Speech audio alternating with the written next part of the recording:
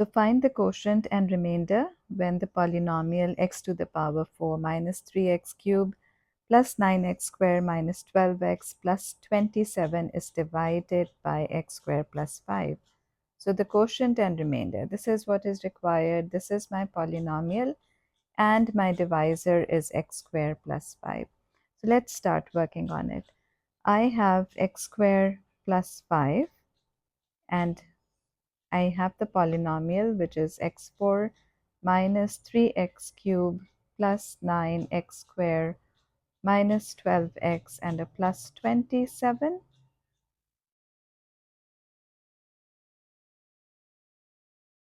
And I need to divide it by x squared plus 5. So in the quotient, the first term that I should be having is an x squared. X squared into x squared gives me x to the power 4. And then 5 times x squared, that should give me a 5x squared. x4 minus x4 gets eliminated, and here I will be left with minus 3x cubed plus 4x squared minus 12x and a plus 27. So minus 3x cubed divided by x squared, that would give me a negative 3x. So negative 3x into x squared, that's a negative 3x cubed.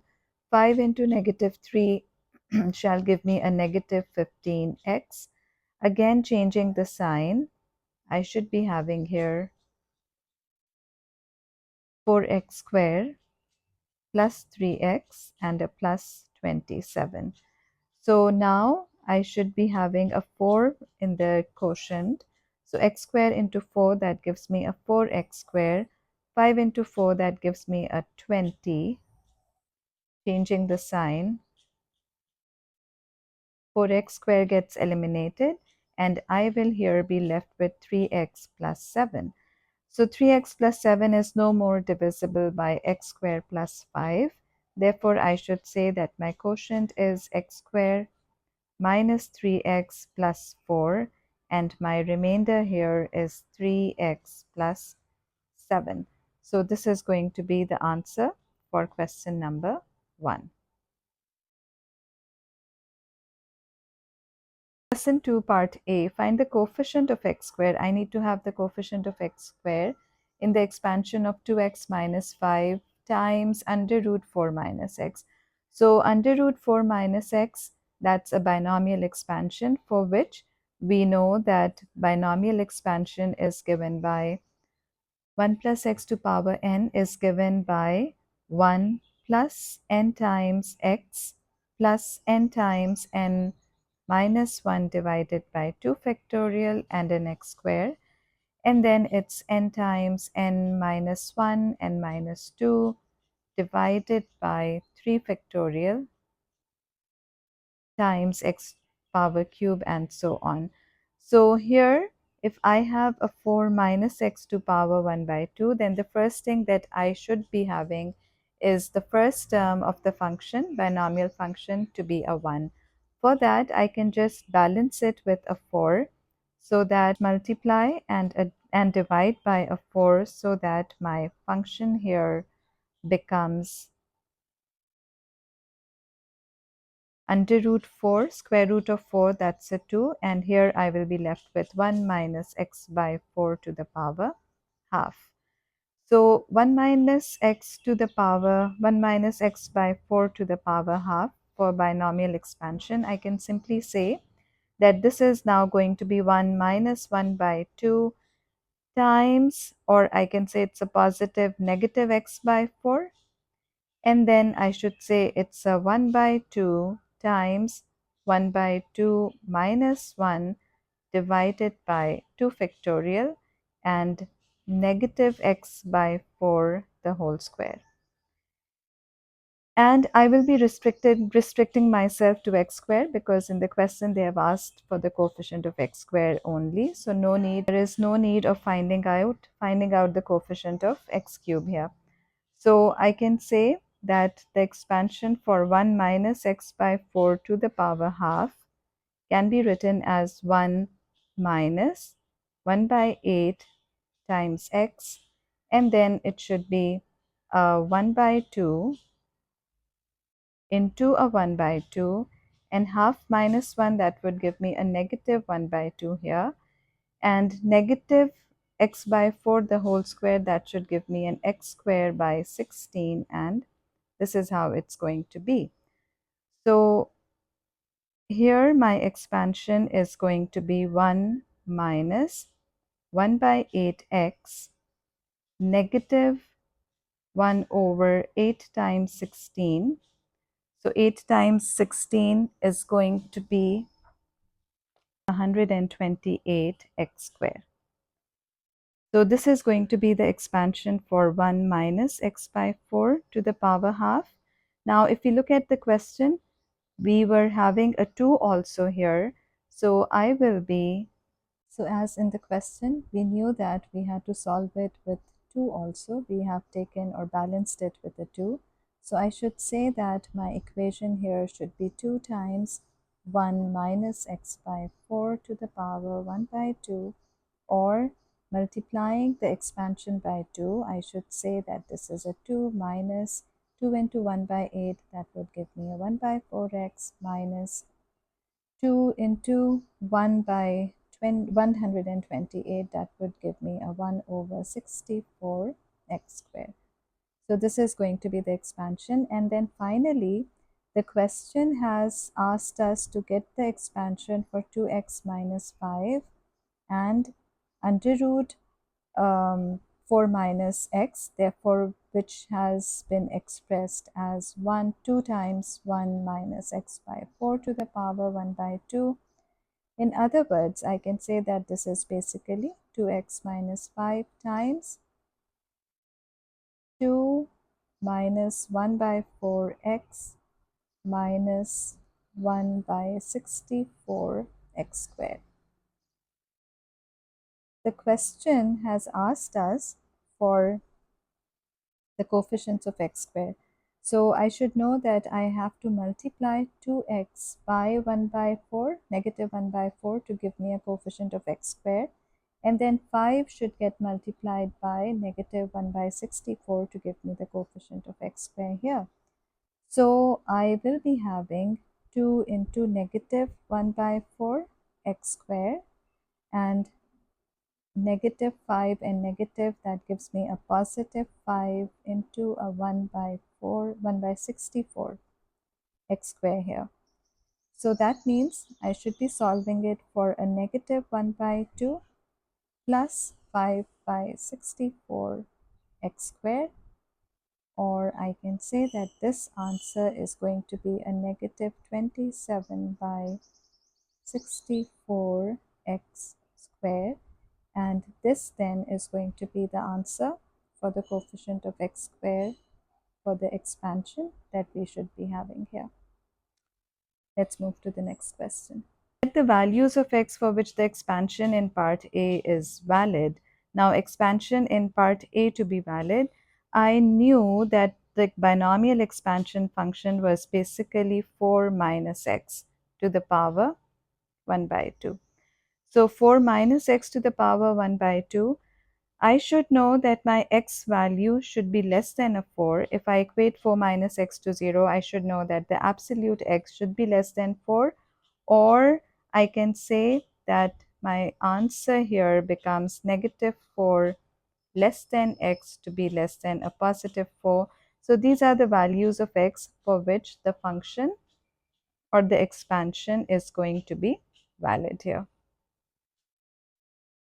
Lesson 3 says it is given that z is equal to negative under root 3 plus iota. I know the real part is a negative under root 3 and the imaginary part is a 1. So I need to express z square in the form of re iota theta. So to get z square, obviously I should be multiplying negative under root 3 plus iota by negative under root 3 plus iota, or I can say this is negative under root 3 plus iota the whole square. Therefore, I will say my z square is going to be a 3 minus 2 under root 3 iota and a plus iota square. Here I should know that z square, iota square is equal to a negative 1. So substituting iota square with a -1, my z square value becomes 3 minus 2 under root 3 iota -1, or I can say that my z square is a 2 minus 2 under root 3 iota. So I need to express it as re iota theta, and I know that my r has to be for the square of the real part plus the imaginary value squared. That would give me -2 under root 3 the whole square also, and square root, meaning this is going to be a 4 plus 4 times 3. That would give me under root 16, or I can say that my r value is equal to a 4. And to get my theta value, I should know that my tan theta is actually the ratio of the imaginary part, meaning it's, in this case, it's a -2 under root 3 divided by 2. So just have the location here. Location for positive real value 2, and it's a negative real value, which is negative imaginary value, which is negative under root 3. Therefore, this is how my z square shall get located, and this should be representing minus theta. So let's find out this theta value. So finding out the theta value, my theta for tan inverse -2 under root 3 by 2. In fact, I have just located the quadrant. Therefore, let's just get the theta value for 2 under root 3 and -2. I should say that it is 2 under root 3 by 2, or by 3. But in the fourth quadrant, I need to take it as a clockwise direction. Therefore, I can say that for this particular case, my theta value is a negative pi by 3 here. So negative pi by 3 is the answer. And then expressing as re iota theta. The question has asked us to express as re iota theta. So I should say that my r is a 4. Therefore, my answer should be 4e iota pi by 3, negative iota pi by 3. So this shall be my answer to this question. The complex number w is such that z square w is real. So z square w is real, and modulus of z square w divided by w equals 12. So these are the two conditions given with respect to z square and w. And z square is real. So if z square w is real, I should just be considering all the values. They are saying z square w is real. And also they have given us the condition that it ranges from, the alpha value ranges from -pi less than alpha lesser or equal to pi. And I have to find the two possible values of w, and I have to give my answer in the form of re iota alpha. So that means first I have to find my w. So z square w is real. So if my z square w is real, then this means that this z square w is basically lying on the real axis. So as the z square is real, I should be knowing that I should be talking about the real axis, where the angle values between -pi less than alpha lesser or equal to pi can be just a 0 on the positive real axis, and then a pi and a negative pi. That means it should be a plus minus pi on the negative real axis then. So according to this condition here, they are saying that the two values, they are real. That means we are talking about the angles. Therefore, I can say that it is argument of z square w, and this should either be equal to a 0 or should be equal to a pi. We should not be considering negative pi as it does not fall on the range. And here I can say it's argument of z square plus argument of w, which should be equal to either 0 or a pi here. So we will be forming two equations here. So for argument z square, we knew that the argument that we found for z square was pi by 3. So argument z square was a pi by 3, I can substitute pi by 3 here, and then this is going to be argument w, which is equals to 0 or pi. Argument w that can be represented as alpha. So I can say that my alpha values, sorry, argument z square was a negative pi by 3. So here I can say that my alpha values are going to be 0 plus pi by 3, or I can say it's a pi plus pi by 3, or I can say that the alpha values are a pi by 3 or a 4 pi by 3. So this is going to be the answer for the alpha values for W here. So solving for the R value, we will be using the second condition that is given to us. And according to that condition, they have said it's modulus of Z square divided by modulus of W, and this is equals to 12. Modulus of Z square, we already know that this was equal to a 4. So it's 4 divided by modulus of W, which is equals to 12, or we can say modulus of W shall be represented by capital R. Therefore, I can say that this is going to be R, which is equals to a 4 by 12, or we can say it's a 1 by 3.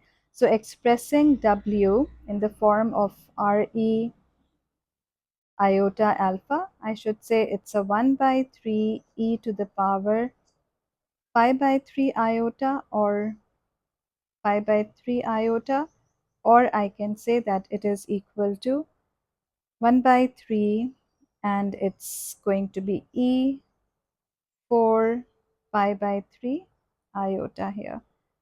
So this is how I will be expressing this answer for W in this question. Question number 4. The positive numbers p and q are such that ln of p by q is equal to a, and ln of q square p is equals to b.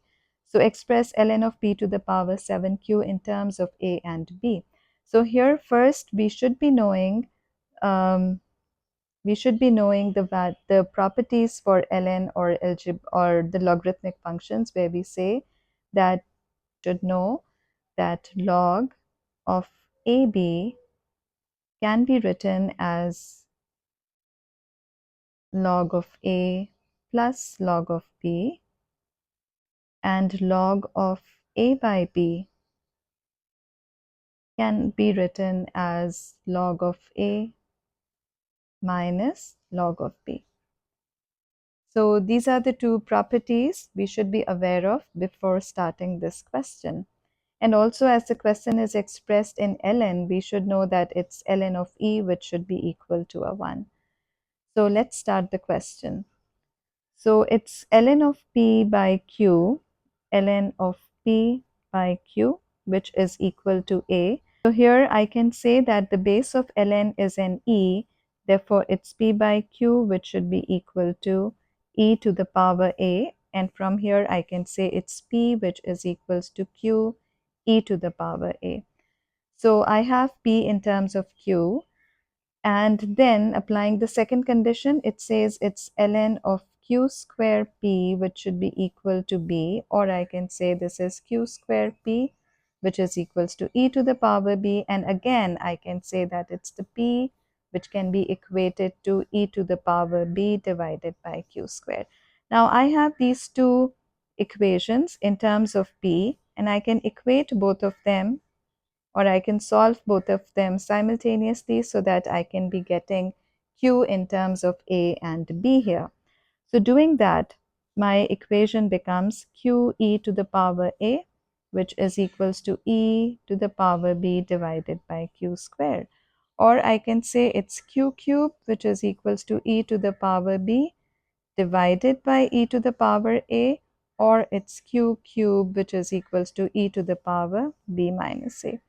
I can take ln on both the sides, so that I can have q in terms of b and a. So here I can say it's ln of q, which is equals to applying the power law, it's b minus a, ln of e, and we have already said that ln of e is equals to a.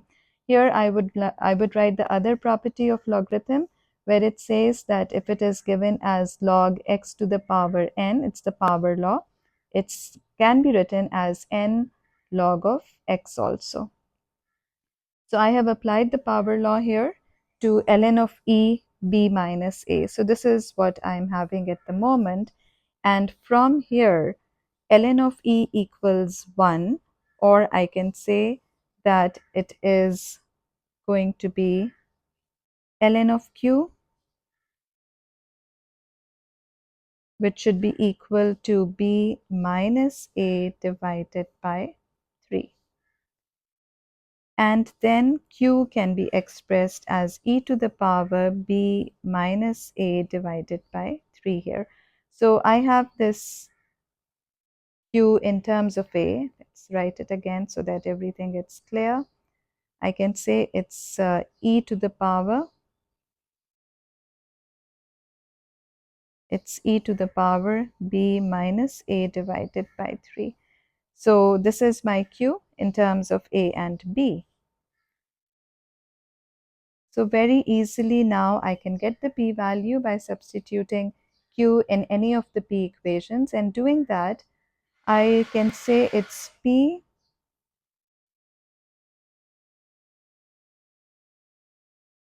which was equal to q e to the power a, substituting q in terms of a and b. This was b minus a divided by 3 into e to the power a, or I can say it's e to the power b by 3 minus a by 3 and a plus a. Solving for a, I should know that p should be equal to e to the power b by 3 plus 2a by 3, or e in terms of b and a is basically b plus 2a divided by 3 here. So I have p also in terms of a and b. It's a 2a plus b divided by 3. So I have p in terms of a and b, I have q in terms of a and b. So I just need to solve it now for ln of p to the power 7 and q. I just need to solve it for ln of p to the power 7 and q. So let's solve it. It's ln of p to the power 7 and a q. I need to express it in terms of a and b. Again, applying the product law here, I can say this is going to be ln of p to the power 7 plus ln of q. Applying the power law, this is p 7 ln of p plus ln of q, and 7 ln of p, which is e to the power 2a plus b divided by 3, plus ln of e to the power b minus a divided by 3. So I can apply the power law here, and I can say this is 7 times 2a plus b divided by 3. And again, we know that it's ln of e, which is equals to 1. And then here I can say it's b minus a divided by 3. So solving it further, it's going to be a 14a plus 7b plus b and a minus a divided by 3, or in terms of a and b, I can say it's a 1 by 3 and a 13a plus 8b. So this shall be my answer, 2 ln of p to the power 7 times q in terms of a and b here.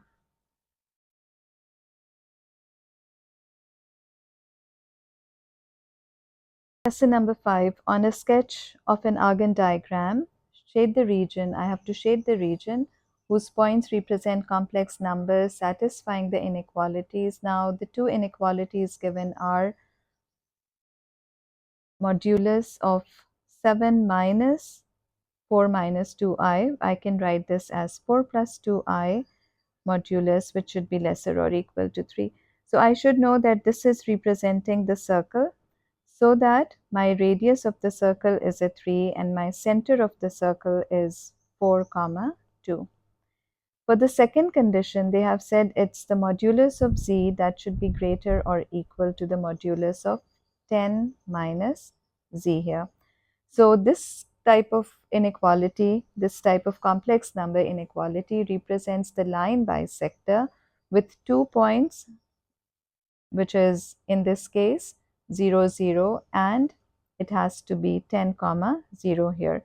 So if I just draw the construction roughly, then what I know from this condition here is that it's the 2 points starting from 0 and a 10, and it should be the line bisector. So obviously it has to be the midpoint for 0 and 10, which should be a 5. Therefore, I need to have a line which is x is equals to 5. And the second condition is that they are saying it's the modulus z needs to be greater than modulus 10 minus z. So when I shade the region, I should know that the region that is required for this type of shading is going to be this region here. The circle, obviously for this construction, I should know that it should be representing a circle. I have marked already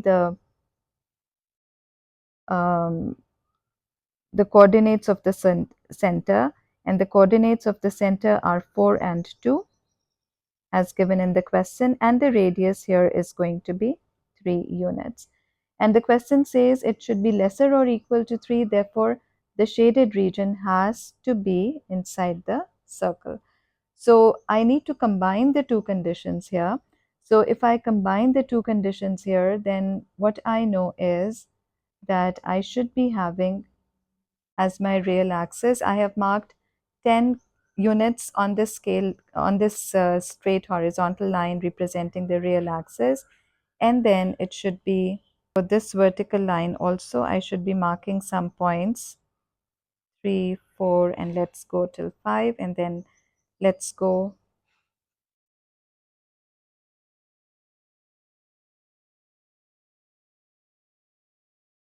below the x-axis also. So for this construction, I have the points which are 4 and 2. Let's mark the points here, 4 and 2.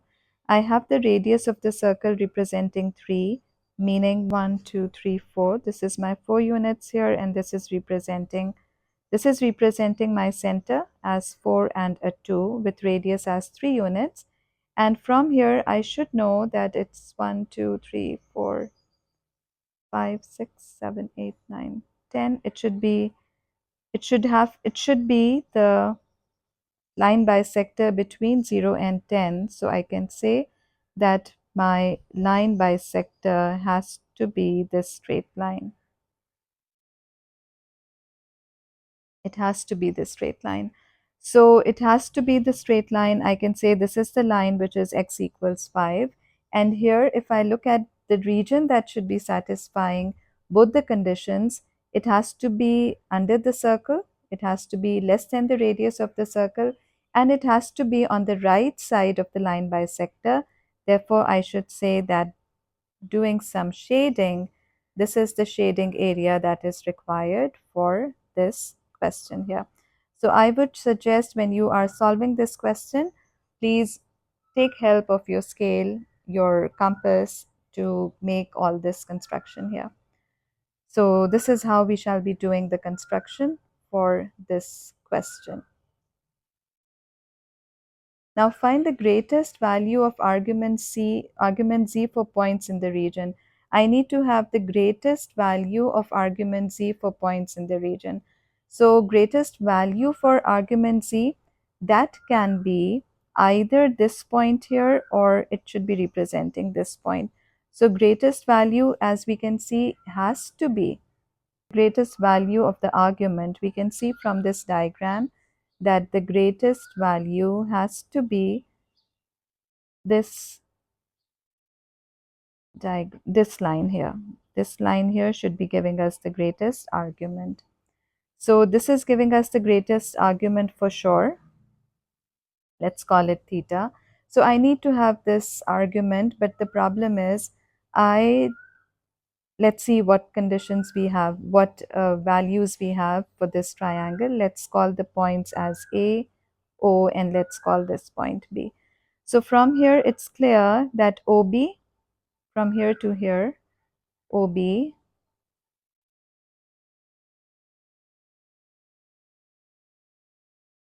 O till B, this is equal to 5 units. O till B, that's equal to 5 units. I need to have the argument. That means I should be having OA or AB. Another thing that is very much clear is that with respect to the center of the circle,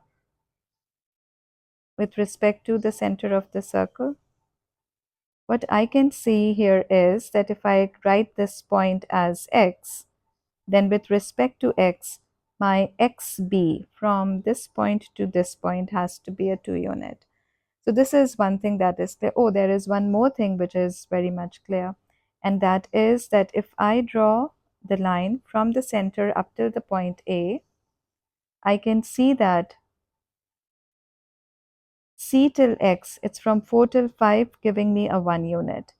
And C till A, it has to be the radius of the circle, which was 3 units here. So if I take help of the triangle, which is ACX, then in triangle ACX, apply the Pythagoras theorem. And applying the Pythagoras theorem, I can say it's 3 square, which is equals to 1 the whole square, plus the perpendicular, which is basically AX the whole square. That means this is 9 minus 1, which is equals to AX the whole square, or AX here becomes my under root 8, or I can say that this is equals to 2 under root 2 here. So I have this also as 2 under root 2. Therefore, my AB shall be equal to 2 plus 2 under root 2. Or I can take 2 common and I can say it's 1 plus under root 2. So to get the greatest value of the argument z, so after doing all this working to get the greatest value of the argument z, now what I know is that this tan theta shall be equal to the perpendicular. We just found the perpendicular from AB, that is 2 times 1 plus under root 2, and this should get divided by 5. Therefore, I can say that my greatest argument can be equal to theta, which is equals to tan inverse 2 times 1 plus under root 2 divided by 5. So let's get this value. So my theta comes out to be 43.99, or I can say that this value is a 44 degrees. So this could be the greatest argument z on the figure that I have already obtained here. So solving question number 6, the equation of a curve is 2y squared plus 3xy plus x, which is equals to x squared. And we have to show that dy by dx is equals to 2x minus 3y minus 1 divided by 4y plus 3x. Now this is implicit differentiation. And for implicit differentiation,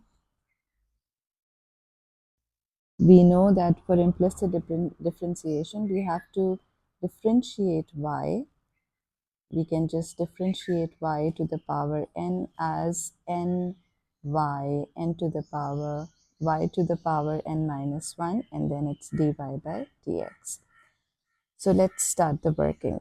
2y squared, this can be written as 4y plus now 3x and y. It's a product function here. So for the product function, I'll be applying the product law. So I can say if u is a 3x, my v is going to be y, and u prime is going to be 3, and v prime is going to be dy by dx. So applying the product law, it's uv prime plus vu prime. Therefore, I should say that it is going to be 3x dy by dx, and then plus 3y. The differential of x is a 1, and the differential of x square, I'm taking x square to the left side so that this becomes 2x and this is equals to a 0. Here I forgot to write dy by dx. So it's 4y dy by dx plus 3x dy by dx plus 3y plus 1 minus 2x, which is equals to 0.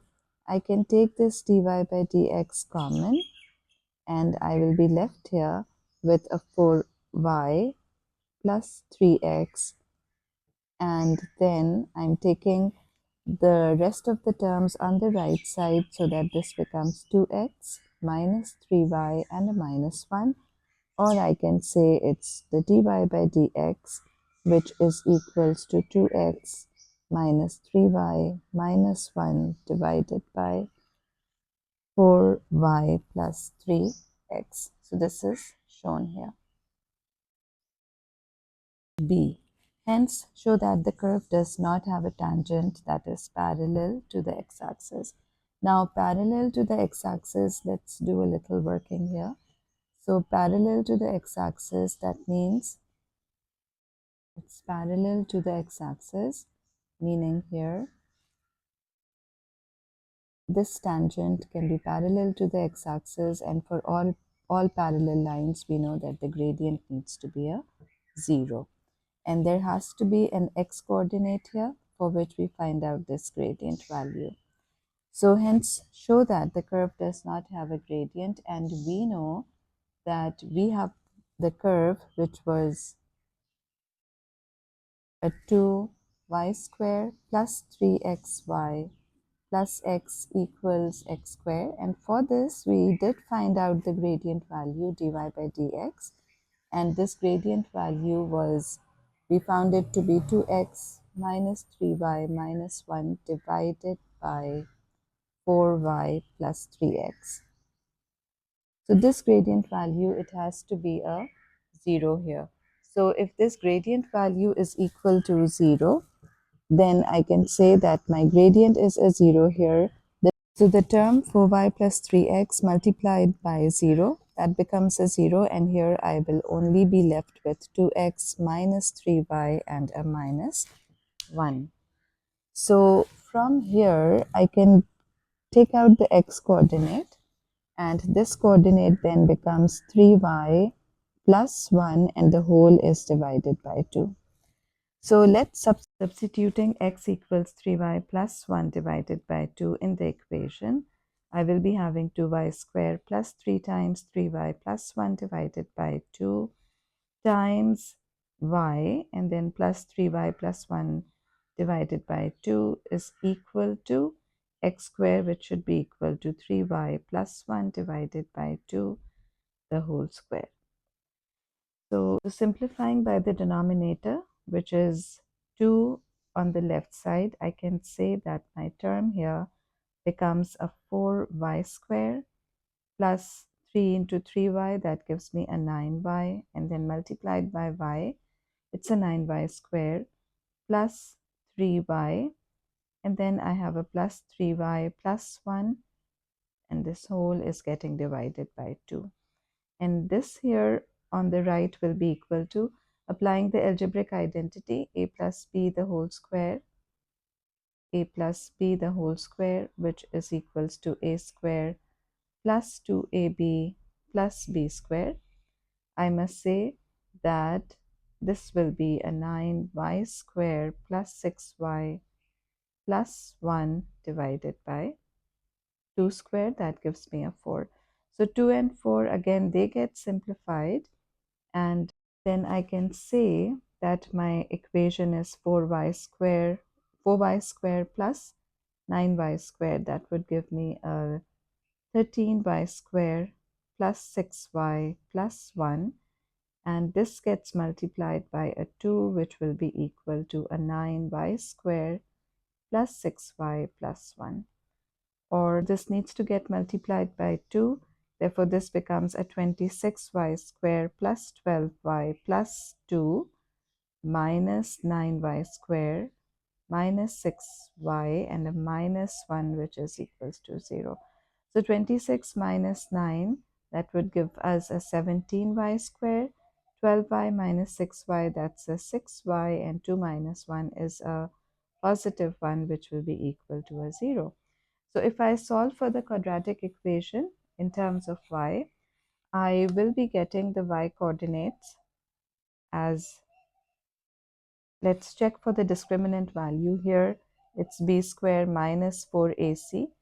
So my b square, that becomes 6 the whole square minus 4 times 17 times 1.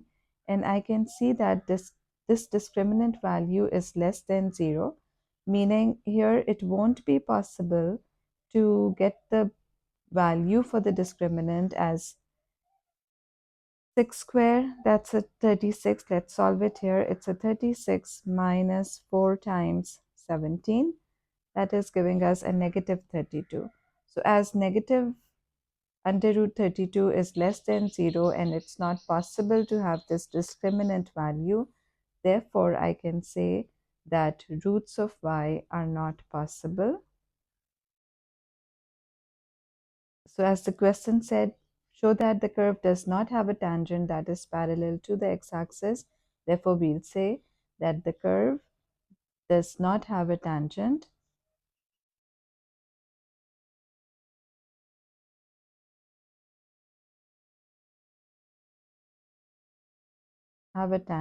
parallel to the x-axis.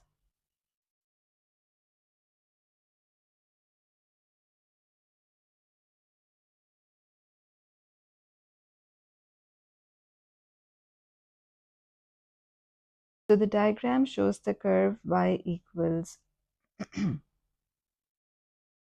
y equals x e to the power 2x minus 5x and its minimum point m, where x is equals to alpha, and we have to show that alpha satisfies the equation.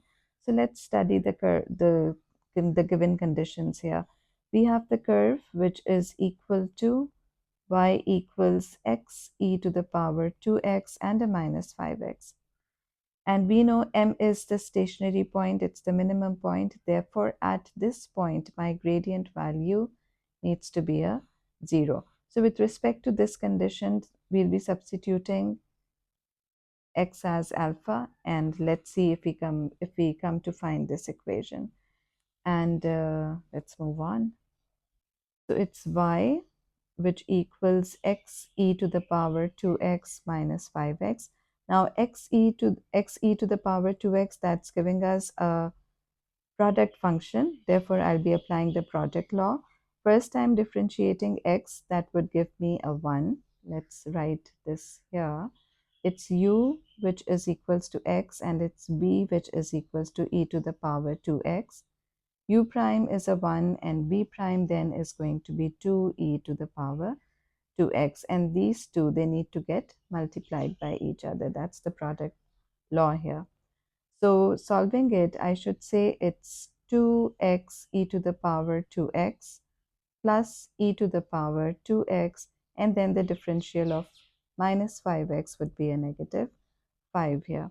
I need alpha or x to be the subject. So let's start solving it for that. And my dy by dx, this has to be a 0 also. So my dy by dx is a 0, and I can take e to the power 2x as common. And if I take this as common, I will be left here with 2x plus 1 and a minus 5. So I can say that it's a 5 over 2x plus 1. I'm making e to the power 2x as the subject because I can see this ln over here, and I know that's only possible if I change the index, change the exponential to the logarithmic form.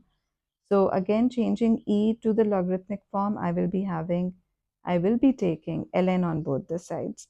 So this becomes ln of 5 divided by 2x plus 1, and this then will be equal to ln of e to the power 2x. So another thing that we should know is ln of v is equals to 1, and if we have ln of x to the power n, then it can be written as n ln of x, which is the power law. for logarithms. So solving it further, I can say that this is ln of 5 divided by 2x plus 1, and this is equals to 2x ln of e. So ln of e becomes a 1, and if ln of e becomes a 1, I can simply solve the equation and I can say it's ln of 5 over 2x plus 1, which is equals to 2x. Or if I bring this x on the other side, then this is 1 upon 2 ln of 5 divided by 2x plus 1. I know that m is the point where my x was in alpha, so I'm substituting x by alpha, so this becomes 1 upon 2 ln of 5 divided by 2 alpha and a plus 1. And then this is what I had to show as my first part. I had to show that alpha satisfies the equation. So we have shown that alpha has satisfied the equation as 1 upon 2 ln of 5 divided by 2 alpha plus 1 or 1 plus 2 alpha. Part B, it says verify by calculation that alpha lies between 0.4 and 0.5. So we just showed here that alpha was equal to 1 upon 2 ln of 5 over 1 plus 2 alpha. So I can get the function equation. I can say it's my fx, which is equals to 1 upon 2 ln of 5 over 1 plus 2 alpha 2x, and then it's a minus x. So if I substitute the two values f of 0.4 in the equation in place of x, I will be getting the value which is 0.111, and f of 0.5, that is going to give me a value which is a negative 0.042. So change of sign suggests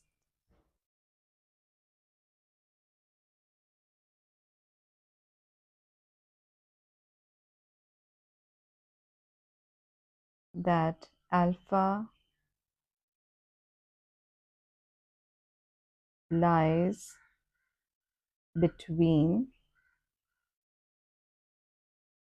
0.4 and 0.5. So that was a simple solution to this question here. Using an iterative formula based on the equation in part A, determine alpha correct to two decimal places. Part A. So part A, we had the equation in terms of alpha. We just proved that alpha was equal to 1 upon 2 ln 5 divided by 1 plus 2 alpha. So I should be bringing it to the iterative form, and bringing it to the iterative form, I should say it's alpha n plus 1, which should be equal to 1 upon 2 ln of 5 divided by 1 plus 2 alpha n here. So as the root was between 0.4 and 0.5, I'm taking my first value for alpha initial, alpha naught as 0.425. This would give me alpha 1, the first value, which should be equal to 0.4971. Then alpha 2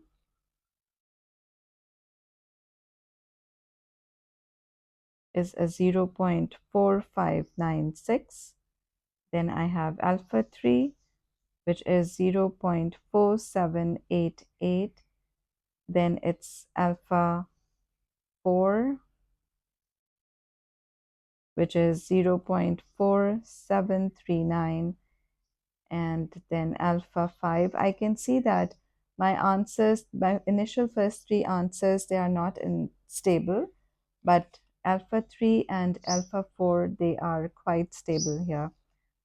0.4788 and then 0.4799, but still we have to go for further solutions. So I'm going for the fifth iteration, which is going to give me 0.4714, and here I can see a stable value for 2 decimal place here, and I can say that the result of iteration is going to be 0.47 up to 2 decimal places, and then this is going to be the answer here. Eighth question. Express 3 sin x plus 2 under root 2. Let's write the equation also. It's 3 sin of x plus 2 under root 2 cos of x plus pi by 4 in the form of, I have to express it in the form of r sine x plus alpha, where we know that r should be greater than 0 and alpha has to be in the first quadrant, and then state the exact value of r and give alpha correct to 3 decimal places.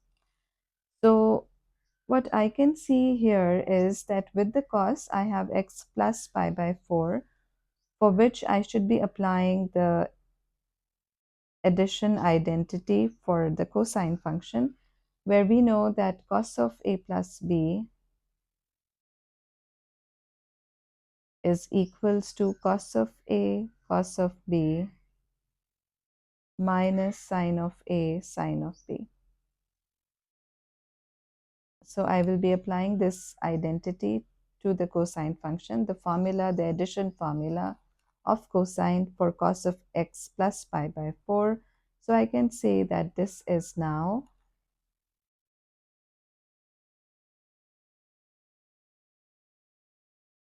plus 2 under root 2 cos of x cos of pi by 4. Cos of pi by 4 is a 1 by root 2, and then minus sine of x sine of pi by 4. This also is a root 2, 1 over root 2 here. So this is going to be 3 sine of x plus 2 under root 2 cos of x into 1 over root 2 minus sine of x, and the sine of x, that is also going to be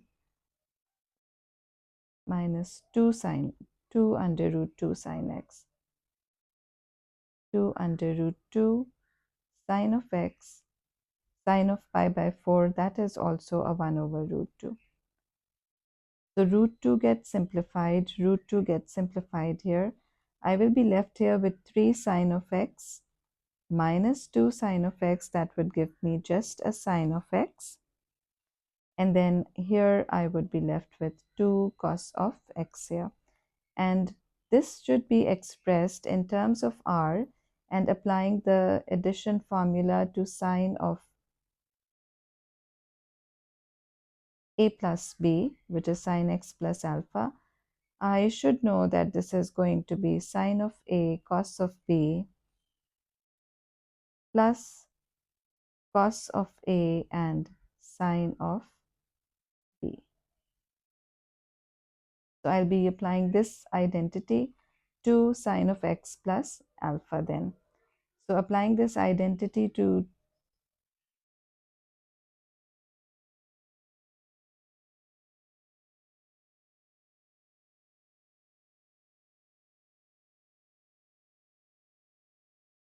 applying this identity to sine of x plus alpha, I should now say that it's r common here, and I will be having here sine of x sine of alpha cos of alpha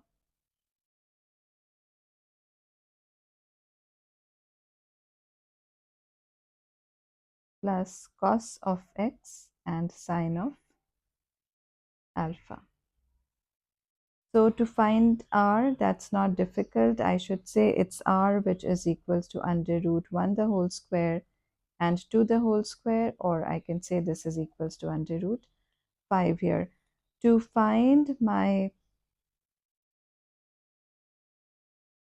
alpha values, I should be equating sine x to sine x and then cos x to cos x. So I can say here equating sine of x, comparing sine of x. In fact, if I compare sine of x, then it should be equal to 1, which is equals to r cos of alpha.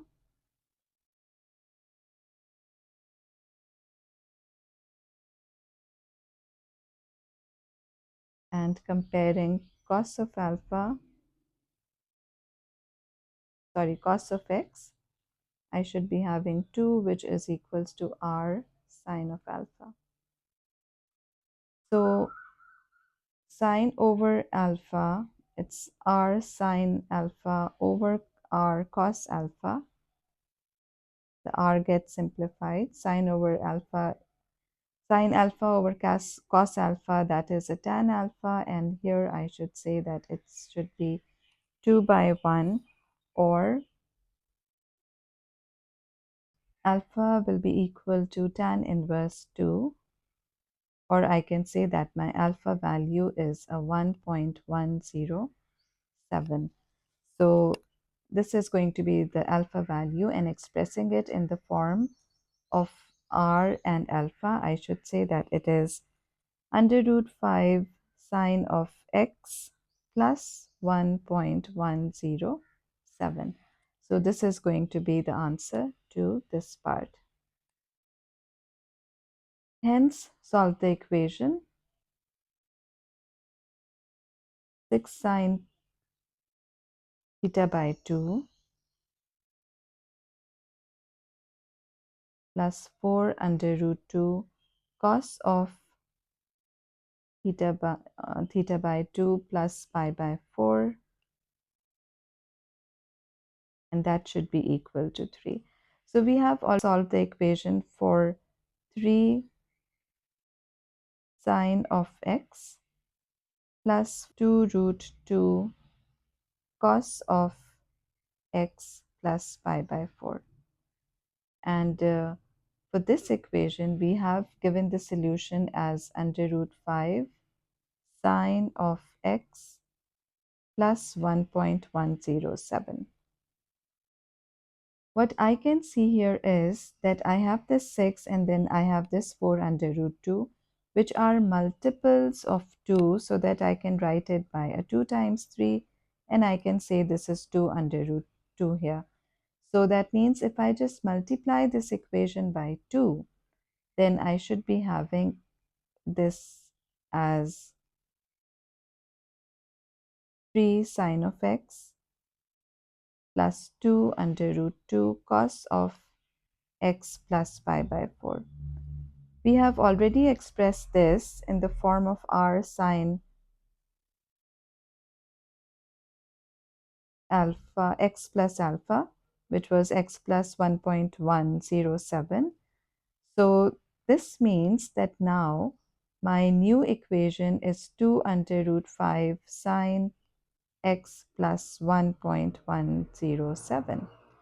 And another thing that I should be noting down here is that instead of x, this equation has been expressed for theta by 2. So here for x, I should write the equation as 2 under root 5 sine theta by 2 and a plus 1.107. 1.107, and then this should be equal to a 3 here. So first step to solve the trigonometric equation is to see the given domain, and I can see that the given domain is from minus 4 pi less than theta, which is less than 4 pi. So the equation that is given to us, it's stated for theta by 2. So first thing that I should do here is to adjust the domain. So for adjusting the domain, I should say that this is from negative 4 pi less than theta, which is less than 4 pi.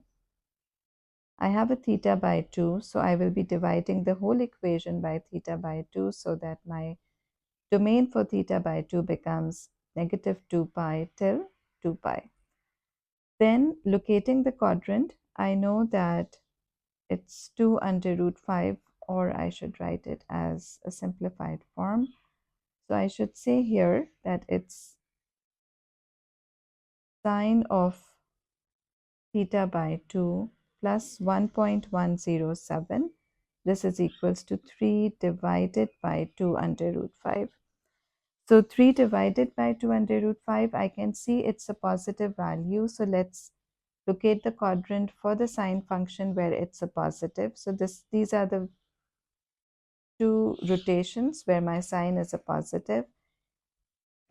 So I have the domain which is from which is actually from, if I just write the domain values here, then I can see that it's from my negative 2 pi up till 0, and then it's a 2 pi again.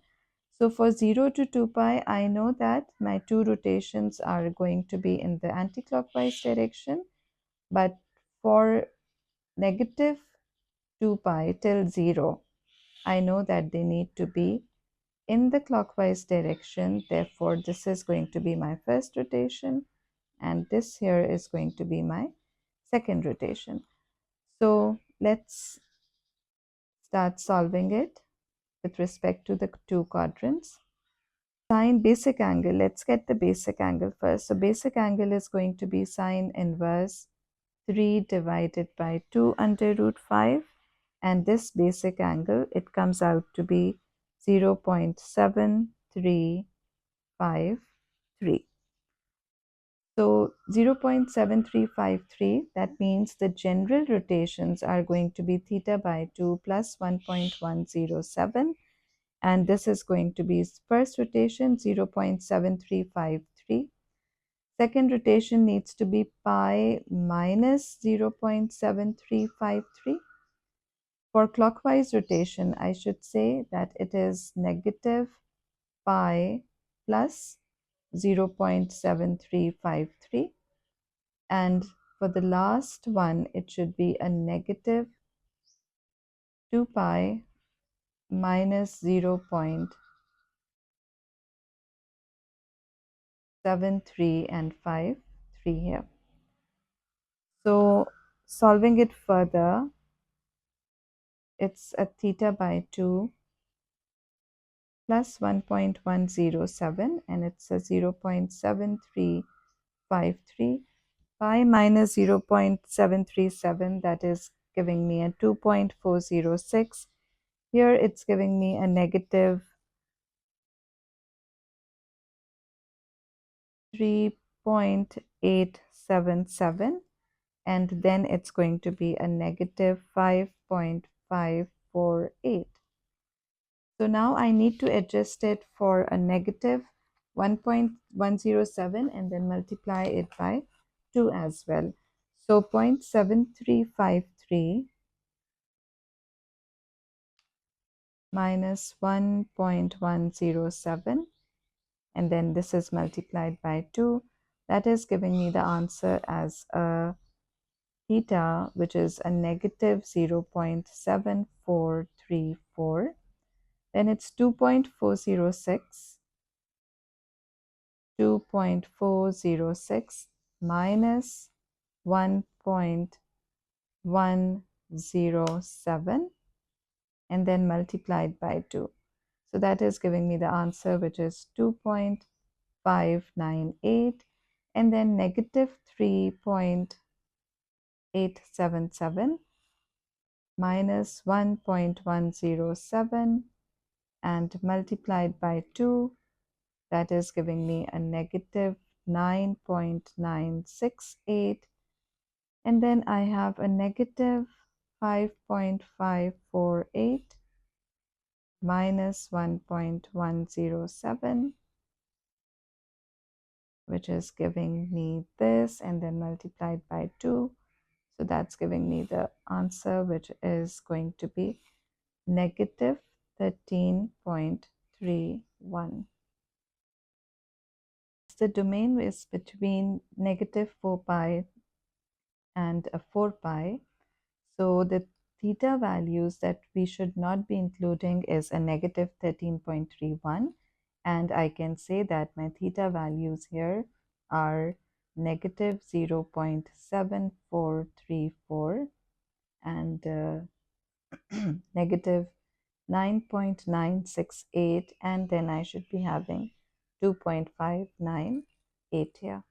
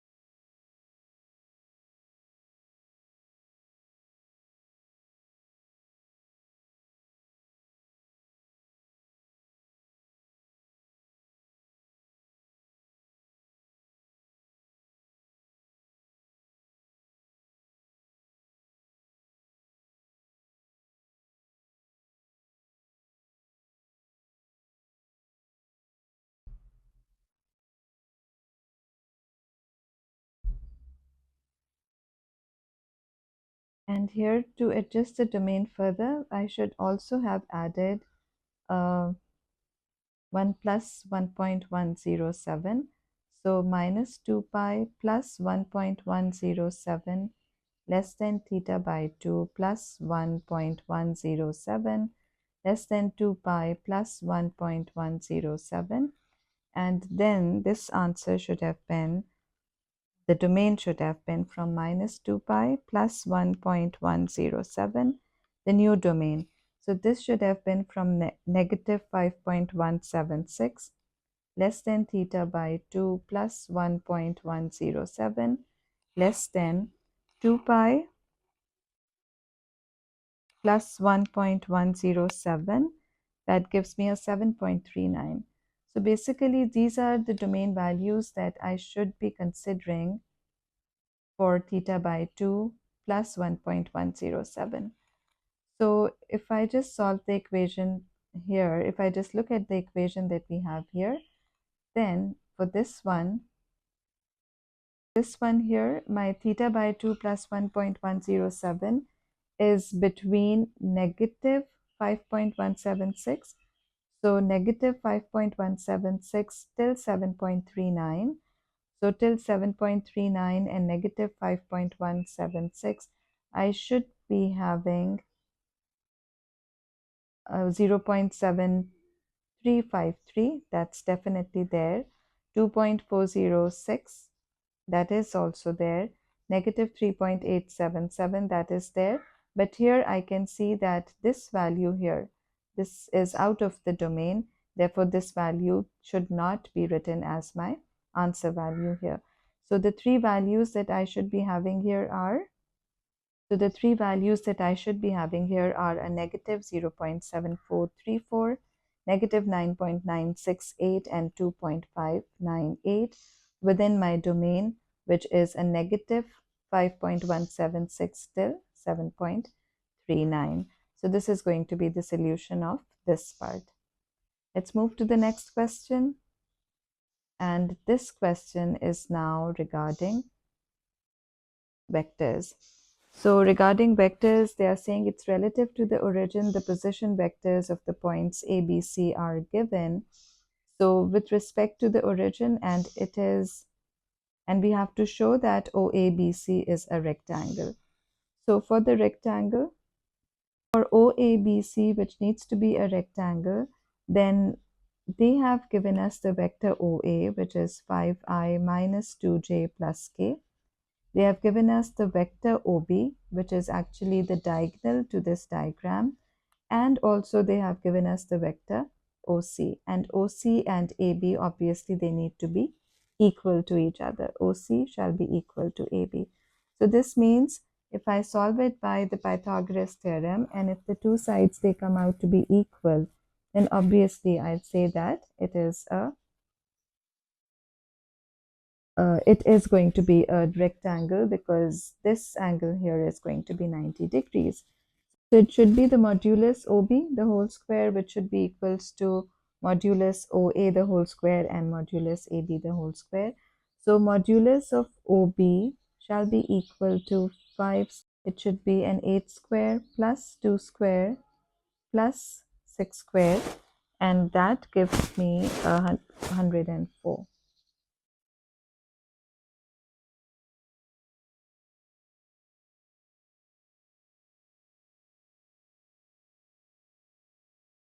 Modulus of OA, that is going to be under root 5 square plus 2 square plus 1 the whole square, and that is going to give me under root 30 here.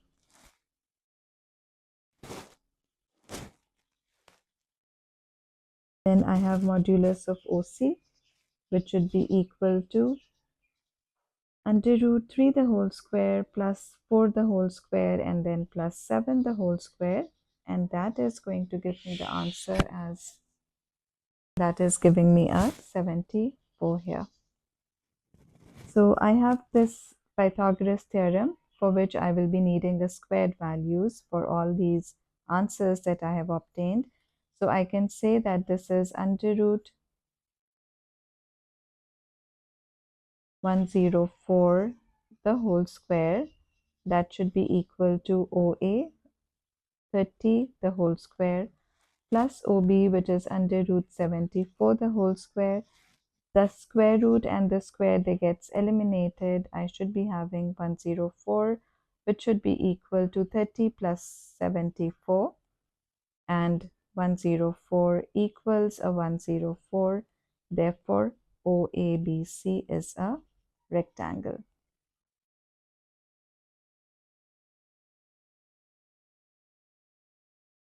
Be equal to the scalar product of MB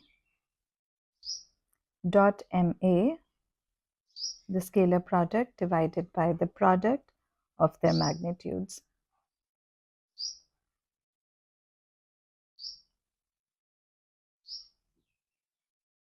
So to find MA, I know that MA is half of the vector CA. So my vector OC is equal to 3i plus 4j minus 7k, and my vector OA is equal to 5i negative 2j and a plus k. So this means it should be OA minus OC divided by 2, or I can say that the vector MA shall be equal to 1 by 2, and then it's the vector OA, which is 5, -2, and a 1. Writing in column vector form, this is 3, 4, and a -7. Or I can say that this should be 1 by 2, 5 minus 3, that gives me a 2, minus 2 minus 4, that's a -6, and 1 minus 7, that's a +7, that shall be equal to a 2.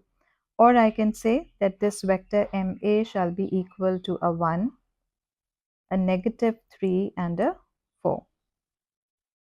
So this is my vector MA. In the same manner, I will be finding out the vector MB, and vector MB then should be half of OB.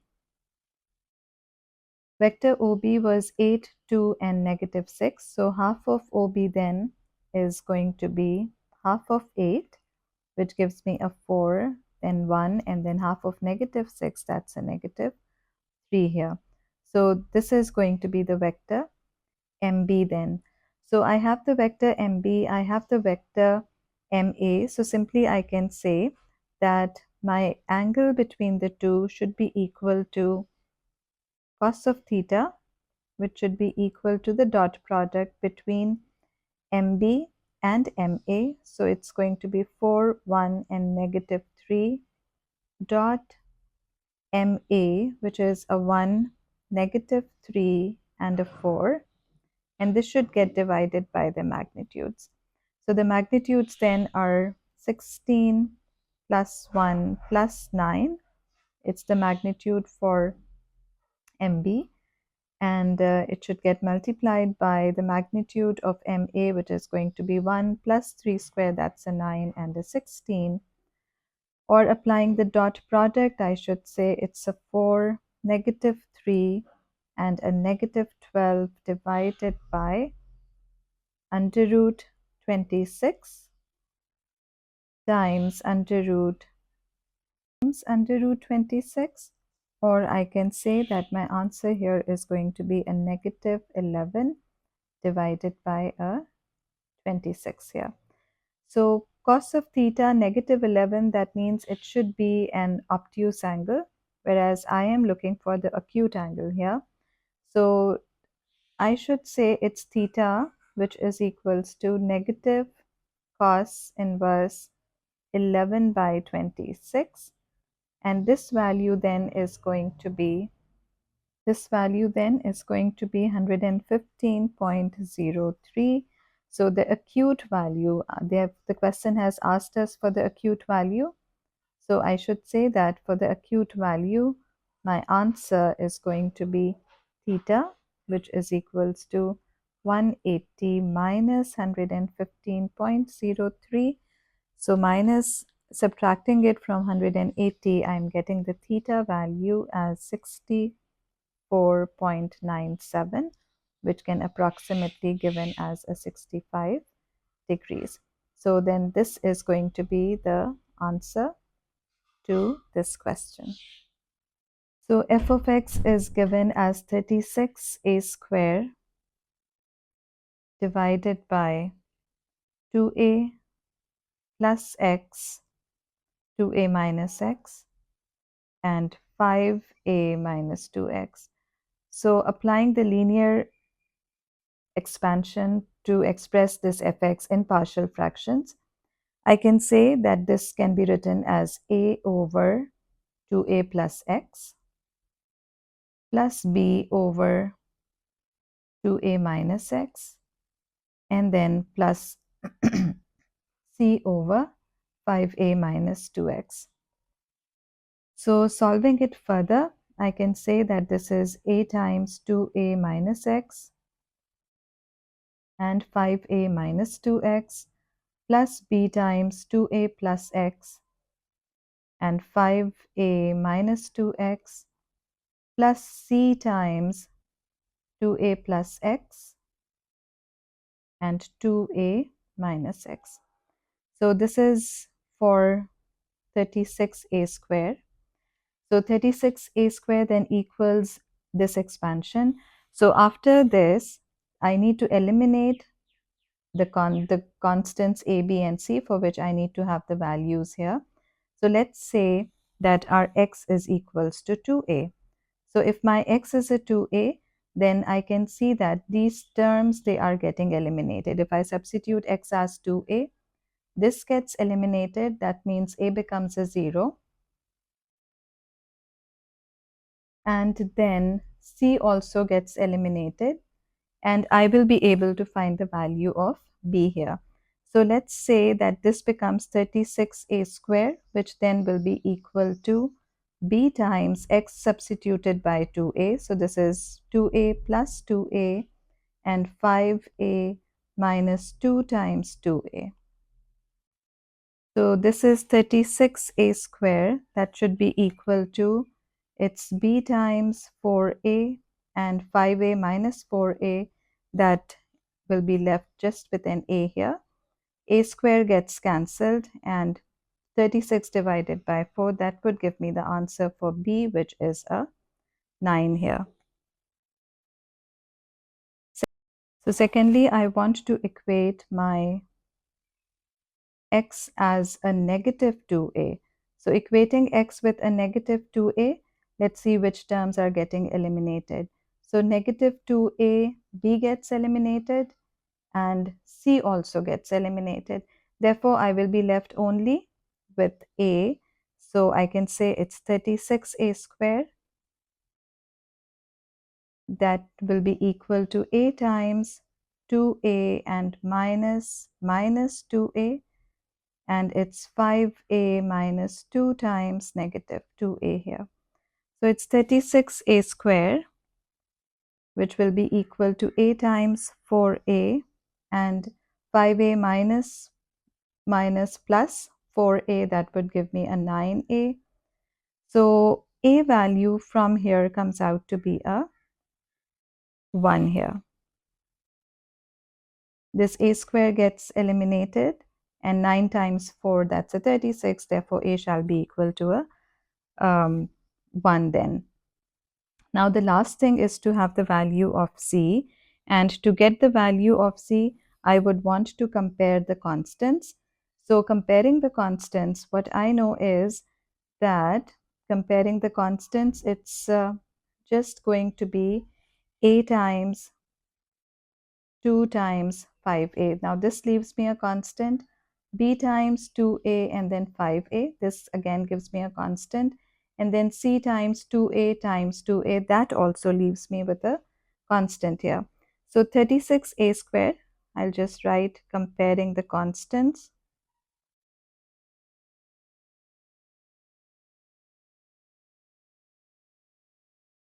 It's 36a square. That will be equal to 2 into 5. That's a 10a square. And my a value is a 1 here. With b, it should be a plus 9. And then again, 5 into 2, that's a 10a square. And with c, for which I need to have the value, this is 2 into 2, that's a 4a square here. So solving it further, this becomes 10 plus 90, that's 100. 36a square would be equal to 10 plus 90, giving me 100 a square and a plus 4 a square and a c. So at least a square is getting eliminated. A square, it's getting eliminated. I'm left here with a 36 minus 100, which will be equal to 4c, or I can say c will be equal to a negative 16 here.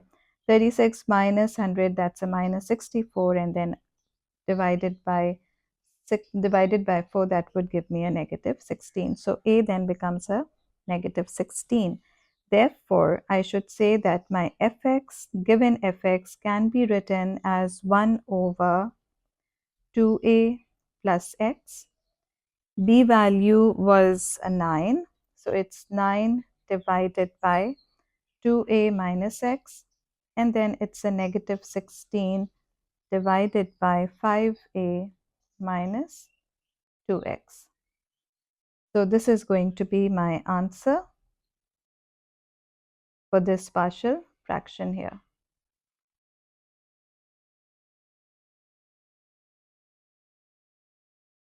Part B, it says, hence find the exact value. Let's underline the keywords that they have given us. Exact value of the integral from negative a till a, giving your answer in the form p ln q plus r ln s, where p and q are integers and q and s are prime numbers.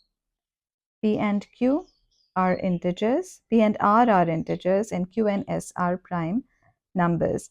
So to integrate f of x, we have already found f of x, and this f of x was equal to 1 over 2a plus x, and then plus 9 over 2a minus x, and then I had a negative 16 over 5a minus 2x. So I can see that the first two terms, they can be solved by the integration by recognition method. That means I should be having the differential of the denominator in the numerator. So for the first two terms, I should say it's 2a plus x, whose differential is just a 1, which is there in the numerator. So this becomes ln of 2a plus x. For 2a minus x, I can say that it's a negative 9, it's a negative 1, which is going to be the differential of 2a minus x. If I write it here, then dA by dx of 2a minus x is equals to a negative 1. This negative 1 is missing, so I will simply multiply by a negative 1, multiply and divide. This is a little bit of balancing that I need to do here. And then for the differential of 5a minus 2x is going to be a negative 2. So for the negative 2, I can say I'm just writing this as 8 times negative 2 and divided by 5a minus 2x here. So this is simple integrals that we are supposed to find out that we can obtain here. So this is ln of 2a plus x minus 9 ln of 2a minus x. And then here I should say plus 8 ln of 5a minus 2x.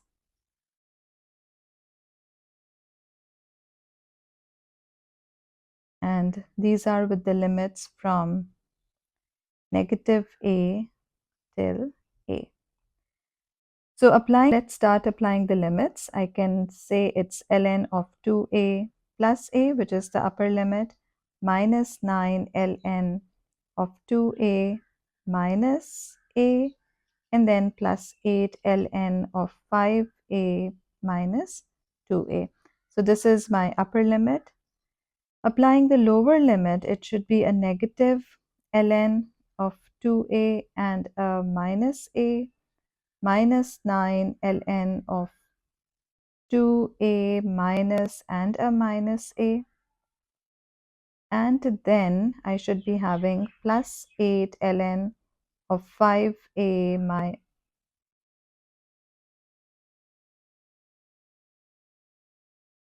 5a minus 2 times minus a. Solving it further, I can say this is ln of a minus 9 ln of a, and then it's a plus 8 ln of 3a. This is my upper limit here. And then here I should be having minus ln of a and minus 9 ln of 3a.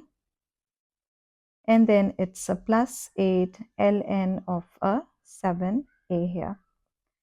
Or I can say that I should be having ln of 3a plus 8 ln of 3a. That would give me a 9 ln of 3a minus 9 ln of a minus, I should say it's a minus ln of a plus 9 ln of 3a and a negative 8 ln of 7a.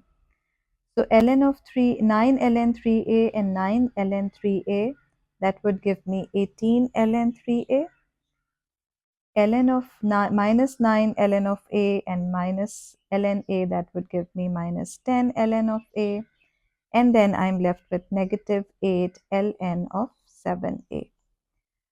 So applying the product law to these functions, I can say this is 18 ln of 3 plus 18 ln of a minus 10 ln of a minus 8 ln of 7 and minus 8 ln of a.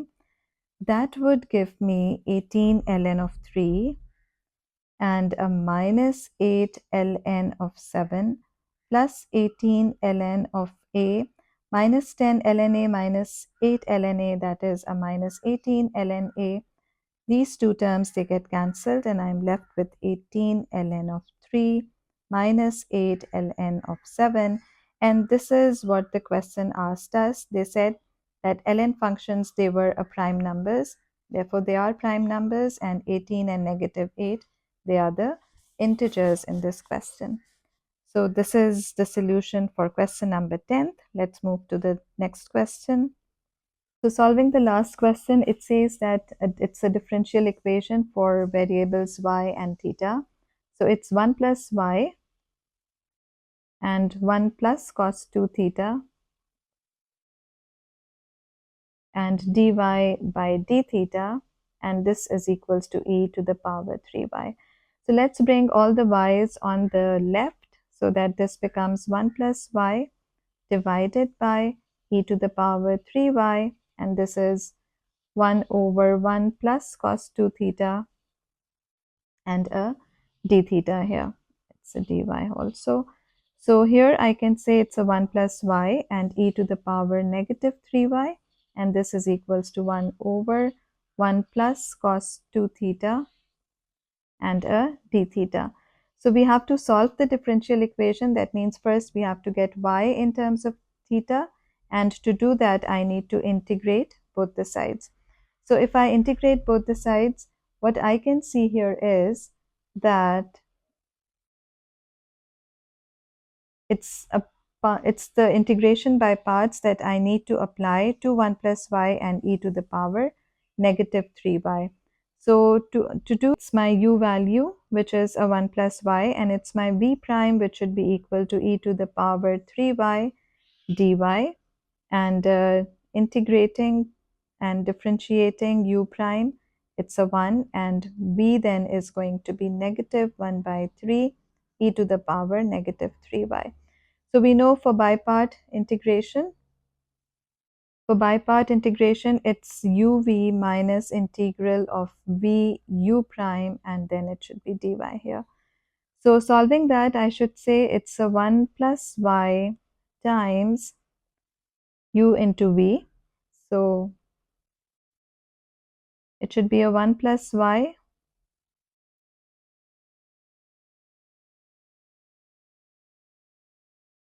it should be a 1 plus y times negative 1 by 3 e to the power 3y, and then it should be a negative integral of negative 1 by 3 e to the power negative 3y dy.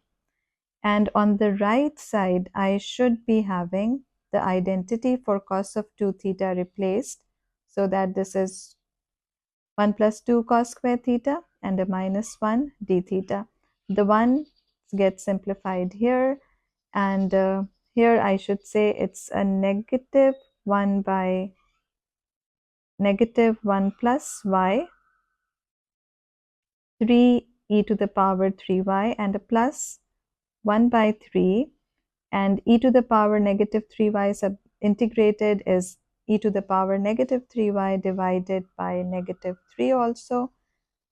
And on the right side, I should say it's 1 upon 2 integral of 1 over cos square theta, which is a sec square theta, and d theta. We know that the integral of sec square theta is a tan theta.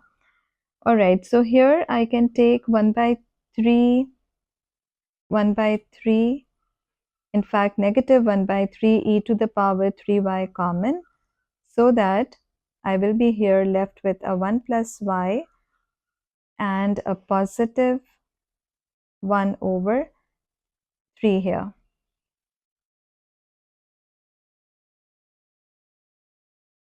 And this will be equal to 1 upon 2 sec square theta is a tan theta, and then finally all my integration is done, so I can add a constant here, which is a plus c. Now in the question they have said that we have to solve this differential equation for y equals 0. They have given us this condition already that y was a 0 when our theta is a pi by 4. So if I substitute my y as a 0, then I should say that this becomes 1 over 3 e to the power 0 is a 1.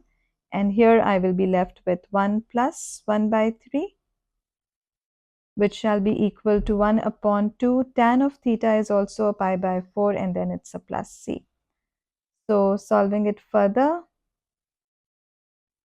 I should say it's going to be a negative 1 by 3 times 4 by 3 and a negative 1 by 2, which should be equal to a 3.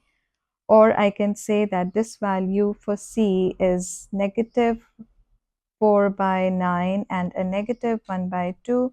That should give me the answer as a negative 17 by 18 here. So substituting this in our equation,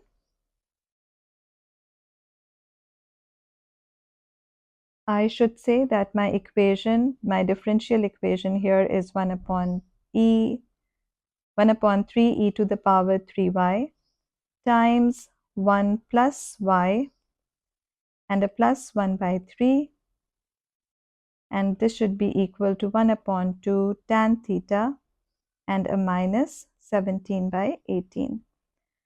So finally, the question has asked us to get the theta value, to get the tan theta value when our y is a 1.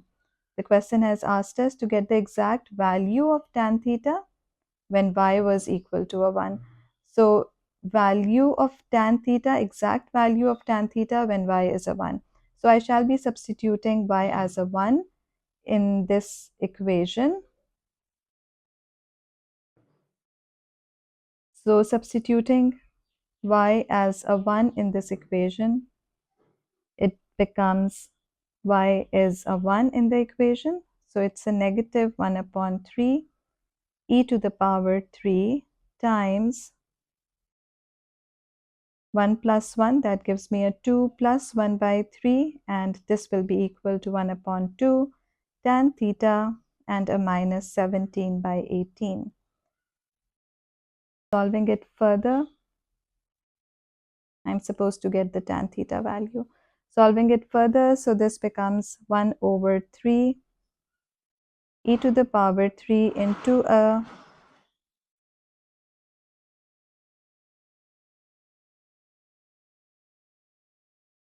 7 by 3 plus 17 by 18. This will be equal to 1 upon 2 tan theta. Or I can say that this is going to be a negative 7 by 9 e to the power 3 plus 17 by 18, and this all should get multiplied by 2, which is equals to tan theta. Or tan theta value then becomes a 17 by 9 and a minus 14 over 9 e to the power 3. So this is going to be the tan theta exact value for this solved differential equation. So this is the solution of the paper, and I hope everything is clear and understood, and the solution is beneficial to all. And please feel free to comment, and if there is any query or correction that you think that has to be done, please do let me know. All the best. Wish you all the best and for your exams, and Allah Hafiz and goodbye.